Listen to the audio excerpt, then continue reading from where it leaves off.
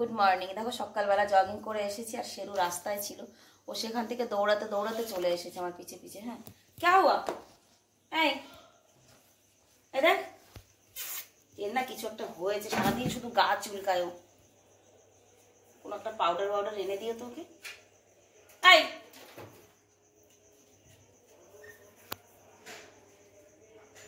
কিছুর আওয়াজ পেয়েছে, পেয়ে যে বাইরে বেরিয়েছে।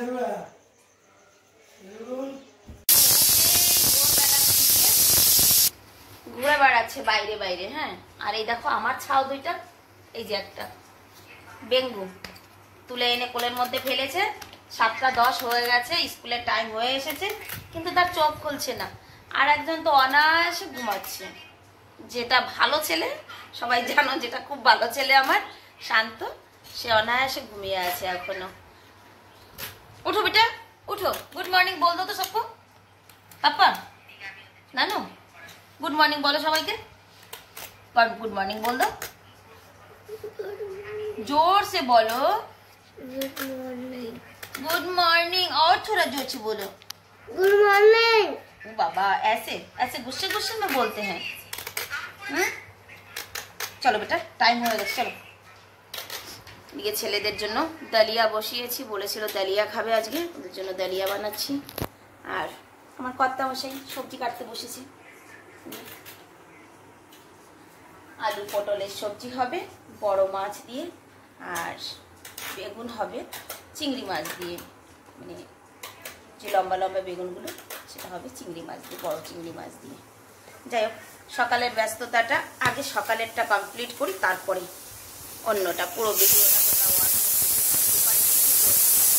শোনাচ্ছেন। দেখো এই বাবু এই অনি দেখো না, বিছনার মধ্যে না খুব পিঁপড়া, জানো? এই দেখো ছেলের মাথার উপরেও পিঁপড়া, এই যে রাতে খুব কামড়িয়েছে পিঁপড়ায়। দেখো এত লাল পিঁপড়া আসলো কোথা থেকে বিছনার মধ্যে, কে জানে।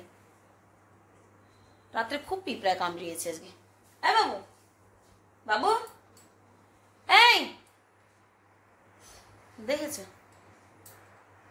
ওকে যদি না ডাকা হয় ও ঘুমিয়ে থাকবে হয়তো 11টা-12টা পর্যন্ত। তারপরে উঠে মিষ্টি মিষ্টি সুরে জিজ্ঞাসা করবে, মা क्या बनाया हो, কি বানিয়েছো আজকে নাস্তায়। ঘুমাক, আগে ছোট ছেলেকে স্কুলে পাঠিয়ে দিয়ে নি। ছোট ছেলে রেডি হয়ে বেরিয়ে পড়েছে।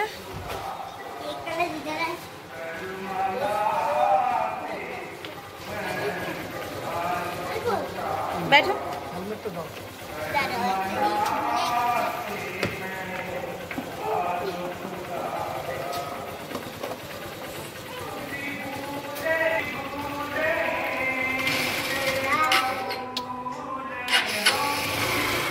Bye bye.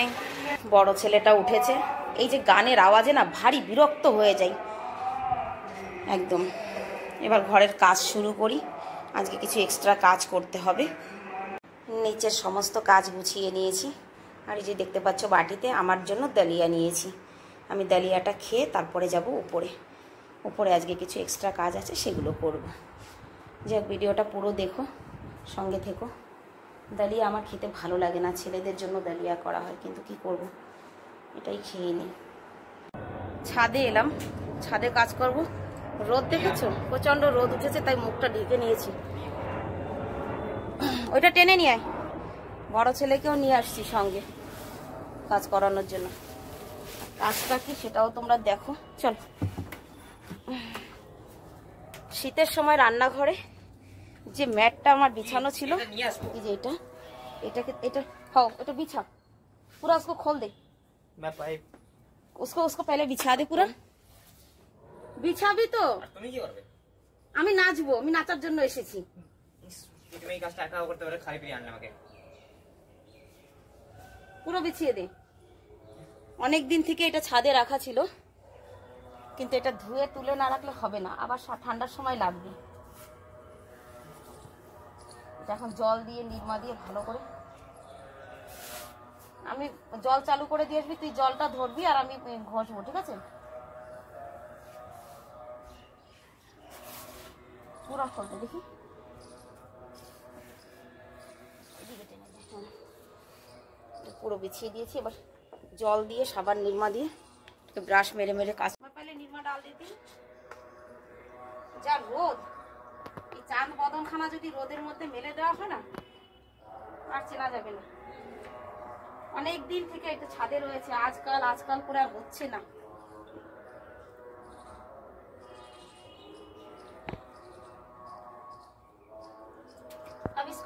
কার্পেটটা কিন্তু আমি ধুয়ে দিয়েছি, এইভাবেই রেখে দেবো, জল ঝরে যাবে, তারপরে বিকালবেলা দেওয়ালের উপরে মেলে দেবো। আর সঙ্গে ছাদটাকেও ধুয়ে নিয়েছি, গাছপালায়ও জল দিয়ে দিয়েছি, রোদের খুব তেজ তো, গাছেও জল দিয়ে দিয়েছি। আমার এই লঙ্কা গাছটা কিন্তু ফুল এসেছে জানো, ওই গাছটায় ফুল এসেছে, এই মাথাটা ভেঙে দিইনি, ওই জন্য ফুল এসে গেছে। দেখো কি লঙ্কা হয়, অন্য গাছগুলো তো এই মাথাগুলো ভেঙে দিয়েছি, সেগুলো এই যে অন্যরকম, তাদের ঢাক আবার আলাদা। যাই হোক, এবার গিয়ে উপরের রুমটা পরিষ্কার করি, তারপরে স্নান। উপরে সব কাজ করে চলে এসেছি। দেখো, ছেলেকে বলে পাঠিয়েছিলাম যে যা গিয়ে স্নান কর, ব্রেকফাস্ট কর, ঠিক আছে। এই যে ও নাকি জল খেয়েছে, আজকের থেকে ওর জন্য আমি রান্না করবো না, আমি সত্যি বলছি, ও জল খেয়েই বাঁচবে।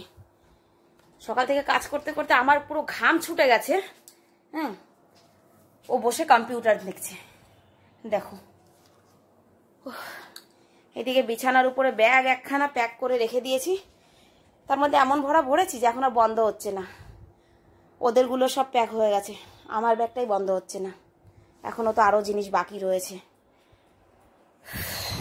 কিছুই পারিস না মাকে ছাড়া। हेयर कटिंग করতে যাবে তো তুমি भी चलो साथ में। আমি গিয়ে मैं हेयर कटिंग क्या घर के पास कराने जा रहा हूँ। আমি গিয়ে নাপিতের মুখ দেখবো বসে বসে? तो मैं कितने दूर जाऊँ? তোর হেয়ার কাটিং করাতে হবে না, বাদ দে বাদ দে। বললাম তো একটা দুধের বোতল নিয়ে সারাদিন শুয়ে শুয়ে দুধ খা, যা।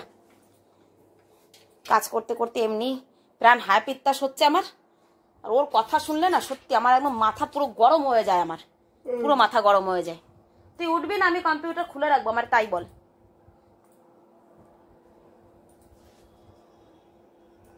স্নান দেনান সেরে চলে এলাম রান্নাঘরে।